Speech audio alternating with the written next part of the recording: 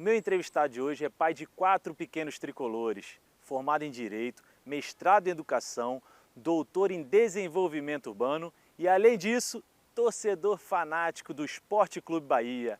Aqui do meu lado, o atual presidente do Bahia, Guilherme Belintani. Fala, presidente! Fala, Mauri. Prazer enorme estar aqui com vocês. Um abraço a todos aí.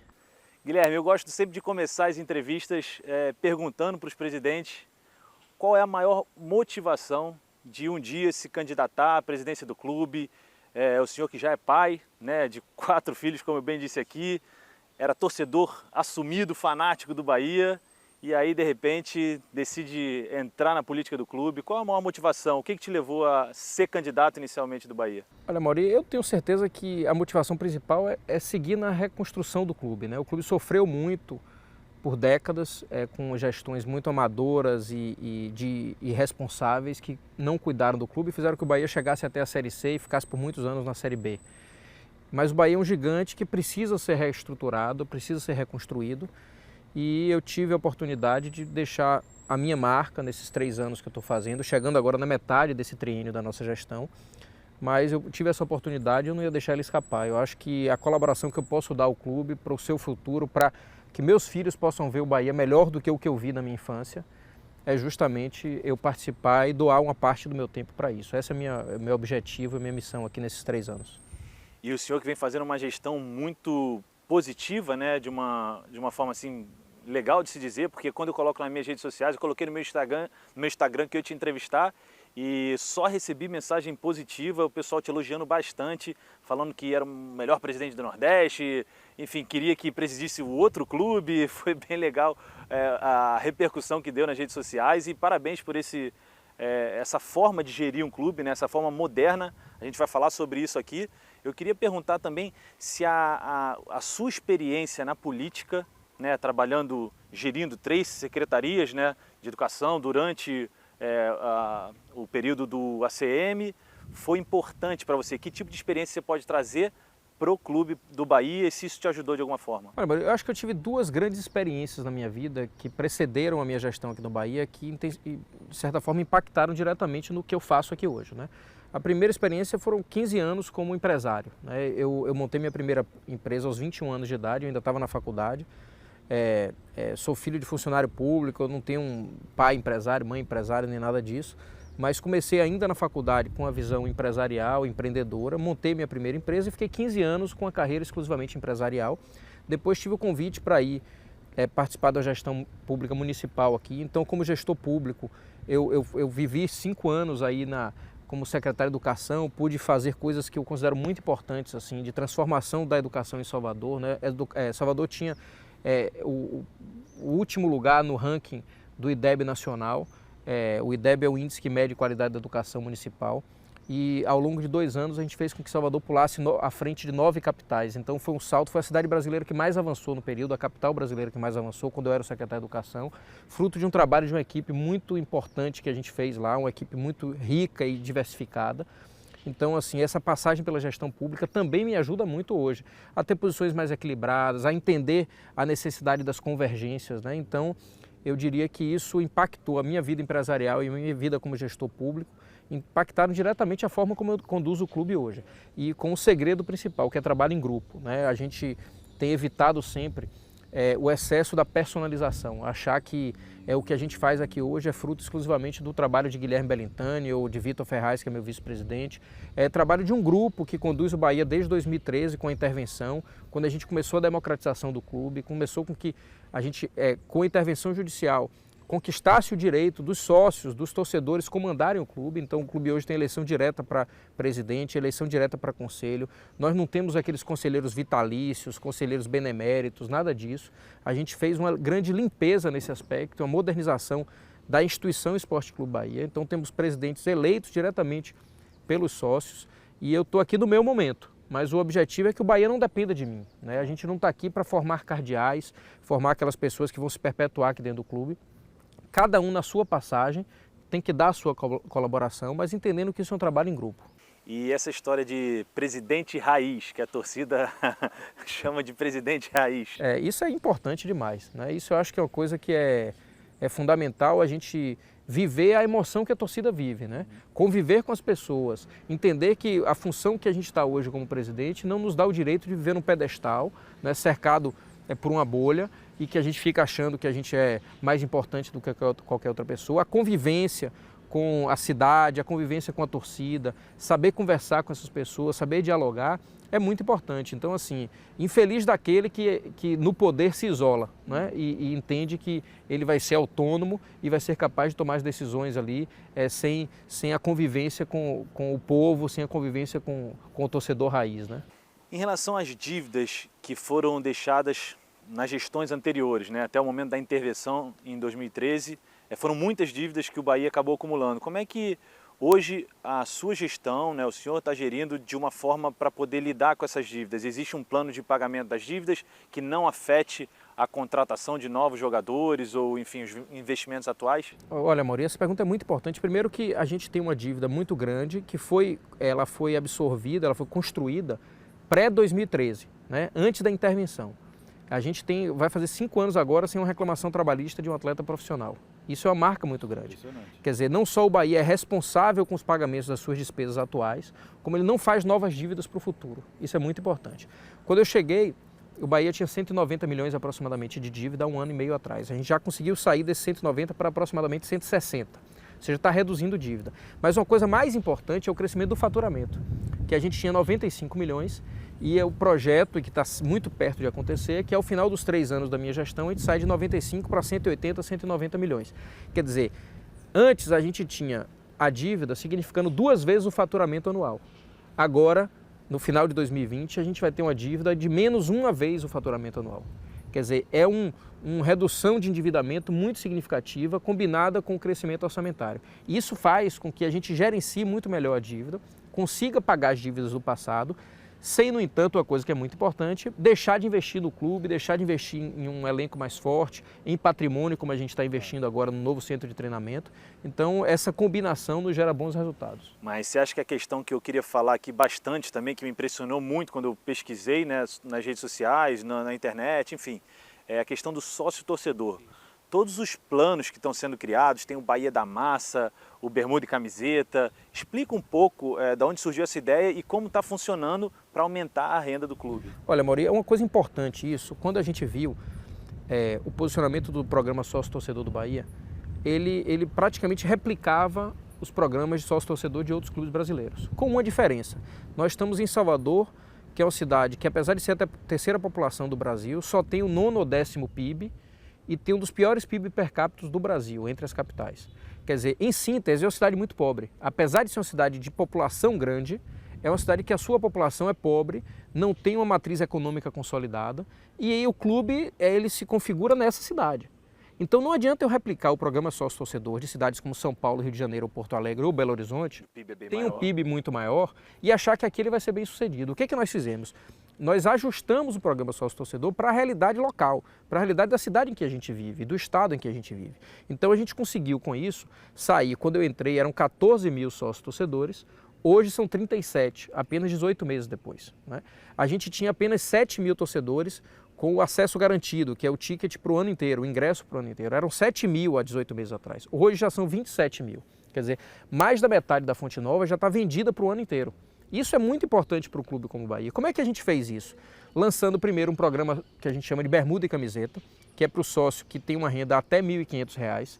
Então ele paga R$ 45 por mês e tem acesso a todos os jogos. Ele tem que comprovar essa renda. Tem que comprovar, ele leva o contra-cheque ou uma declaração do contador, no caso do profissional autônomo. E se ele estiver desempregado, ele se encaixa? Não, ele não se encaixa. Aí a gente tem uma dificuldade porque ele não tem como comprovar o desemprego, né? É um desafio que a gente ainda tem para enfrentar para encaixar o desempregado nessa história, né?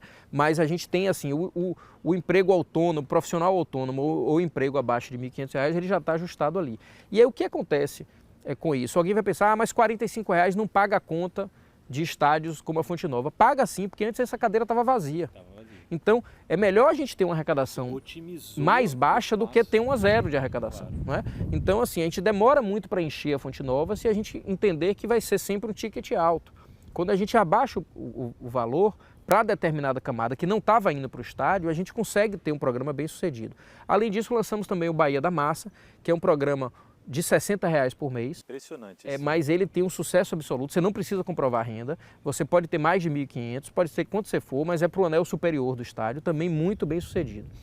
E para os sócios... Ele paga R$60 e tem direito a ir a todos os jogos. Só para fazer um resumo, porque é bem interessante essa forma de gestão e queria te perguntar depois de onde surgiu essa ideia. Porque...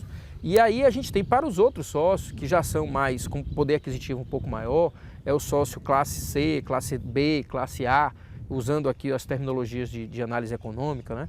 Esse sócio ele passou a ter uma série de vantagens que ele não tinha. Por exemplo, a cerveja ele hoje compra pela metade do preço. Então ele comprava cerveja a R$6 da Fonte Nova, agora ele compra por R$3 e tem direito a comprar 5 cervejas por jogo. Só por ele estar fazendo parte desse plano. Só nisso aí, Amaury, ele já paga a conta do sócio dele. E aí o que a gente ganha com isso? A empresa que vende cerveja no estádio passou a vender muito mais cerveja, o lucro dela unitário diminuiu, mas o volume compensou, porque tem mais gente dentro do estádio, mais gente consumindo a cerveja e naturalmente ela tem um outro tipo de lucro vendendo mais cerveja, né? Mas assim, tem desconto na camisa, inauguramos a loja, isso tudo gera uma série de vantagens.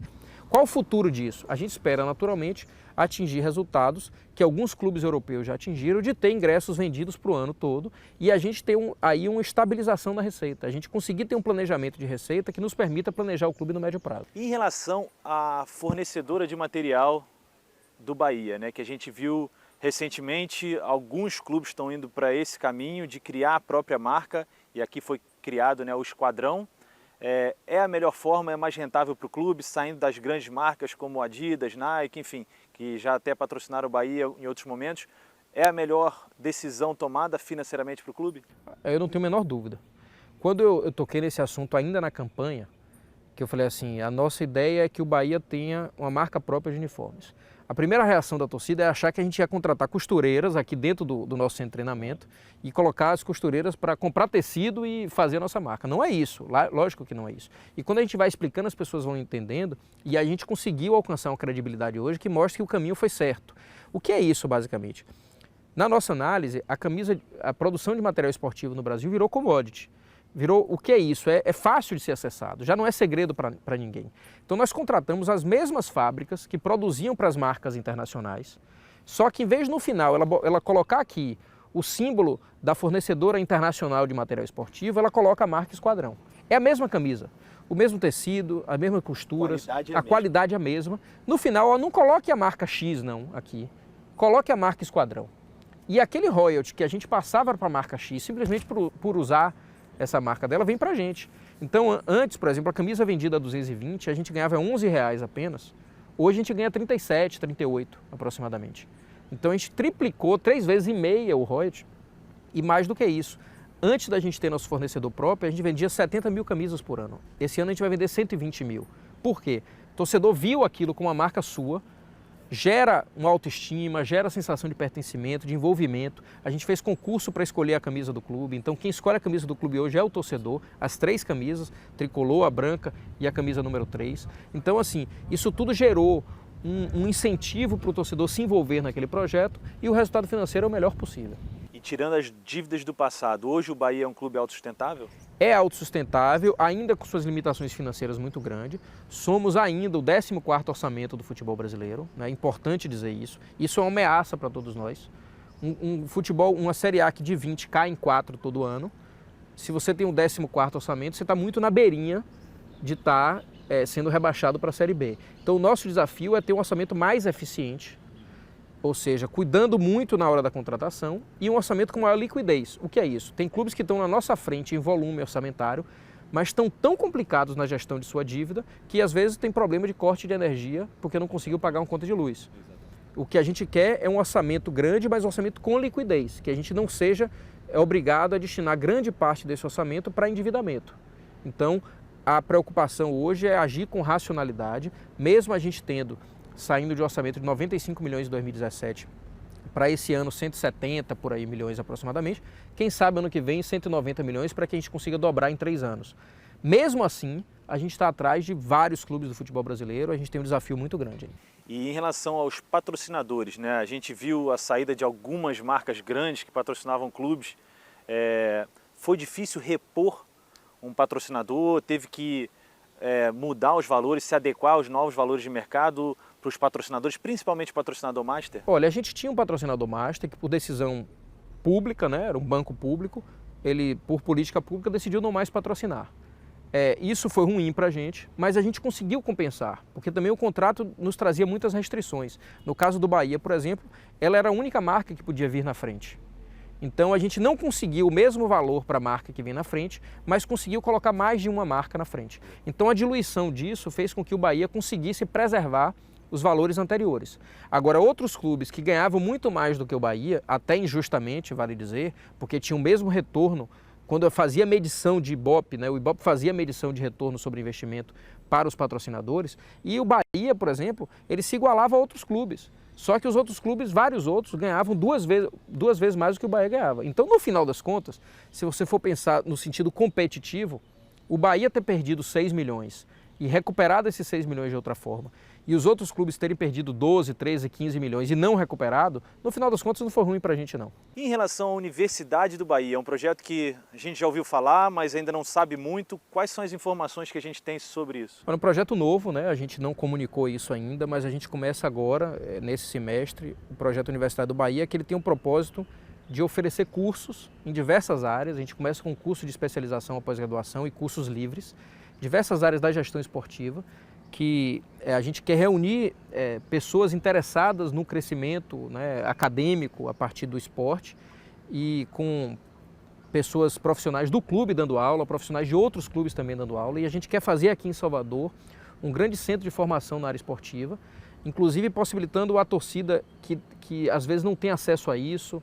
A gente vai oferecer bolsas, descontos expressivos em pessoas com menor poder aquisitivo, para pessoas com menor poder aquisitivo, fazendo com que o esporte aos poucos possa ser acessível também para pessoas que hoje estão à margem disso, não conseguem ter aproximação e querem estudar isso e querem fazer disso uma transformação. E além disso, fazer com que a Universidade do Bahia também colabore com o crescimento dentro do nosso clube, né? Formando profissionais aqui dentro, fazendo com que cada vez mais a gente tenha no estudo e na formação um centro que seja uma referência no Brasil. A gente quer isso. Mas vai ser específico para profissões voltadas para o esporte? Sim, sim, é um centro de formação na área esportiva. Então a gente vai fazer gestão, preparação física, fisiologia, marketing, redes sociais, uma série de temas ligados ao esporte, com aulas dadas por profissionais do clube.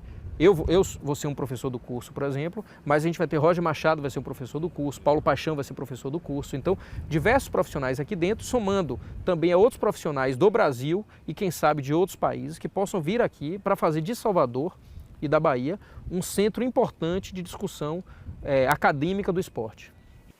E em relação à entrevista que o presidente do Vitória deu recentemente, que ele está interessado em mandar os jogos na Arena Fonte Nova, né? Eles que têm o Barradão, parece que vai ter uma obra no Barradão e eles querem participar, né, ter os jogos agora também na Arena Fonte Nova. Como que o senhor vê isso? Como que o Bahia, em geral, a torcida do Bahia pode esperar? Olha, eu acho que qualquer clube do futebol da Bahia tem o direito de jogar na Fonte Nova, né? Eu acho que isso é natural, por mais que o Bahia estando cada vez mais se consolidando, tendo a Fonte Nova como seu estádio, abraçando a Fonte Nova, o torcedor do Bahia tem um carinho e uma sensação assim de que ali é a nossa casa de fato, por mais que patrimonialmente não seja nossa, é um estádio público, é um estádio que eu acho que todo clube que tiver interesse, seja lá qual for, né, o Ipiranga, o Galícia, o Vitória, qualquer outro clube da Bahia tem direito de jogar lá.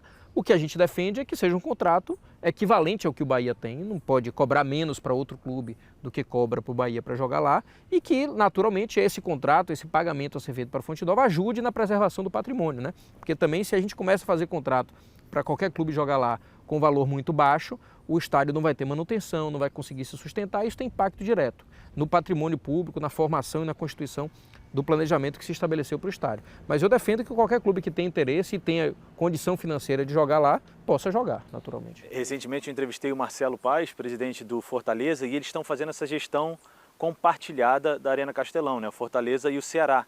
E ele falou que está sendo muito bom para ambos os clubes, porque eles conseguem, de certa forma, dividir as despesas, mas com contratos bem parecidos, se não forem exatamente iguais. Seria essa a ideia, só para o torcedor entender, né? Que não precisa ser uma gestão compartilhada, porque no caso do Castelão, o que aconteceu foi que o consórcio saiu da gestão. né? Então ficou acéfalo ali, a gestão ficou sem comando. Não é o caso da Fonte Nova. O consórcio é muito atuante, muito organizado e cuida bem do estádio e tem uma estratégia para o estádio. O estádio sobrevive muito bem hoje com os jogos do Bahia e com os eventos, shows, uma série de outras coisas. É de fato, o caso da Fonte Nova é um caso referência no Brasil, bem sucedida de gestão de estádio de futebol das arenas da Copa do Mundo, né? Eu acho que a Fonte Nova é um exemplo disso. Então não precisa nem ser gestão compartilhada. Se o Vitória quiser jogar lá, o Galício, Ipiranga, qualquer outro clube, vai jogar, não precisa ser gestão compartilhada, a Fonte Nova tem um gestor. O que a gente defende é que sejam contratos equivalentes, né? Para não ter desequilíbrio no preço e terminar que um clube A pague mais do que um clube B. Em relação ao Roger Machado, é um treinador muito jovem, né, no mercado brasileiro, com potencial muito grande, e ele tem contrato até o final de 2020.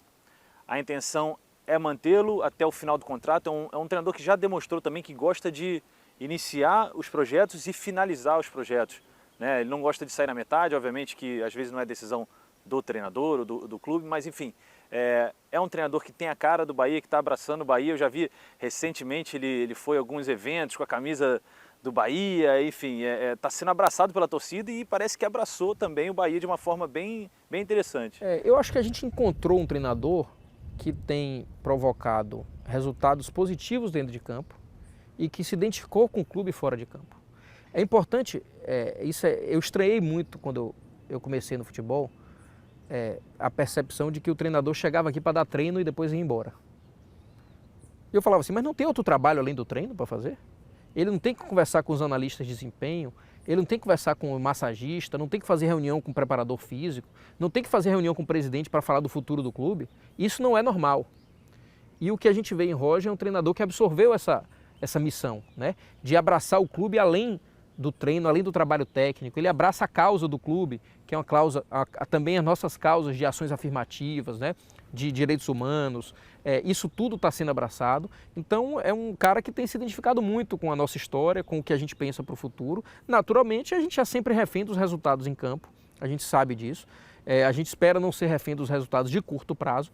E eu espero muito que a relação com o Roger seja uma relação longeva e de amadurecimento para ambas as partes. A gente não quer só aprender com o Roger, a gente também quer ensinar a Roger. E eu acho que o fato dele ser jovem, ser humilde, mas ao mesmo tempo saber o tamanho dele, a importância que ele tem, isso é uma mistura muito legal e que tem feito uma parceria muito positiva. Legal. E uma pergunta que eu gosto de fazer sempre é em relação ao jogador dos sonhos. Quando a gente é criança, né, a gente sempre gosta de um jogador, às vezes ele não está no nosso clube.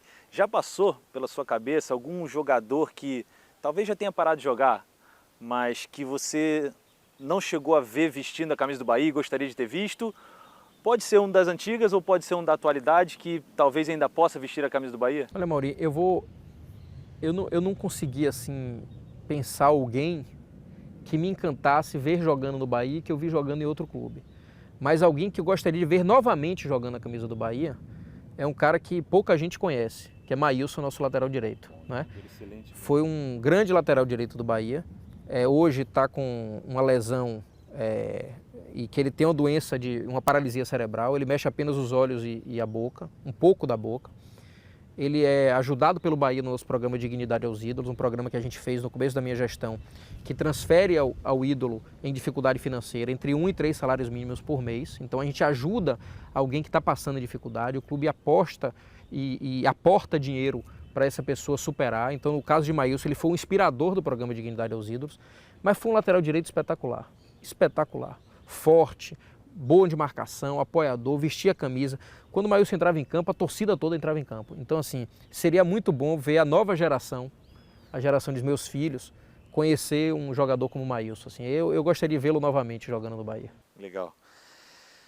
Bom, e para finalizar, a gente tem um bate-bola aqui do Fala Presidente, que são... Eu vou falar alguns nomes aqui, o senhor responde de uma forma mais rápida, mais curta. Sem pensar direito, né? Sem pensar direito, para ver o que sai. Tá bom. Tá bom? Primeiro, Esporte Clube Bahia. Um grande amor. É um grande amor, é o que me faz levantar hoje e voltar para casa satisfeito do trabalho. Algo que nos motiva todo dia. ACM Neto. Um amigo que eu fiz na política, me ensinou muito e foi muito bom trabalhar com ele. Educação. É a forma real que a gente tem de transformar o mundo, né? Eu acho que quando a gente pensa em igualdade, em oportunidade, em transformação social, a primeira coisa que vem na cabeça é a educação. Política. Eu acho que a boa política transforma a vida das pessoas. Infelizmente, é uma palavra que está muito ligada a coisa ruim, a resultados não muito bem sucedidos, mas eu acredito na boa política. Esporte Clube Vitória. Não tenho acompanhado muito não, eu vou procurar saber, depois eu te falo. Bavi. Não perdi nenhum. Boa. Beijoca. É um cara que é o cara da história do Bahia. A gente vai falar um pouco de um próximo nome aqui, mas ele é um cara muito carismático. Demais, né? demais. Foi um centroavante que não é o maior artilheiro da história do Bahia, mas é um cara... É porque Beijoca, não dá para você definir direito o que ele é. Ele é um cara que até hoje aqui dentro do clube com a gente, é funcionário nosso.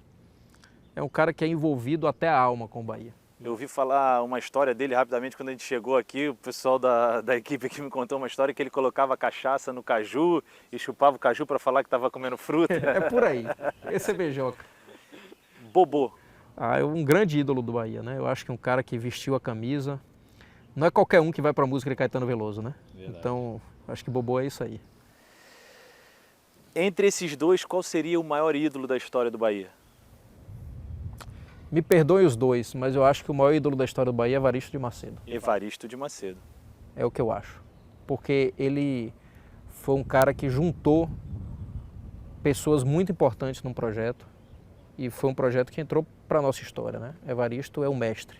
Mestre. Em todos os clubes que passou, deixou um legado, né? Um cara sensacional. E no futuro eu quero...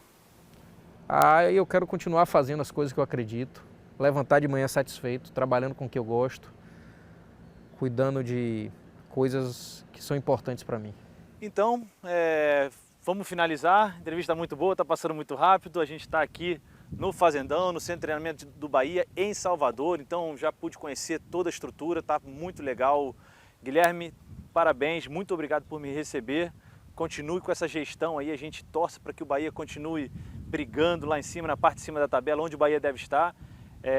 Algum recado que o senhor quer dar para a torcida do Bahia que nos assiste no Band Esportes? Sim, não tenho a menor dúvida. Primeiro agradecer, né? Agradecer a confiança da torcida. Estamos completando agora 18 meses de gestão. Estou chegando exatamente na metade da minha gestão. E eu tive um apoio muito forte do torcedor que entende o que a gente quer fazer dentro do clube, mais do que entende, faz parte disso, colabora com isso.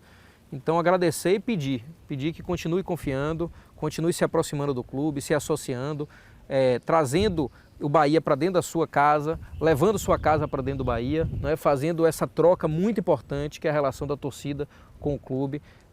O clube é o que é por causa do seu torcedor, por causa do envolvimento, do amor e da paixão que a torcida tem pelo clube, e acho que se for desse jeito a gente tem a nossa grande pretensão de chegar no nosso centenário em 2031 com o clube no topo do futebol brasileiro. É isso que a gente pretende no médio prazo, e quanto mais a gente tiver o torcedor envolvido, mais rapidamente, com mais solidez a gente vai conseguir isso. Valeu! Guilherme, muito obrigado. Obrigado. Pessoal, até o próximo Fala Presidente.